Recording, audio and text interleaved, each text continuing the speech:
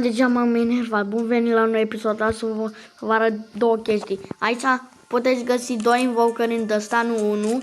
Sunt 2 camere secrete și o să vă arăt ceva. Că deja nu mai pot. Puteți să enchantați dacă găsiți un zid de genul ăsta. Îți mulțumesc, David Paraschivescu. Dacă găsiți un zid de genul ăsta, spargeți-l. Găsiți o cameră. În chestia asta e o cască de piele cu eficiență 1. După aia mai mergeți în față, în chestul ăla nu e nimic. Mai mergeți în față, găsiți asta, mai mergeți și o să găsiți ceva tare. Găsiți că merge în continuu. Așa găsiți un chest.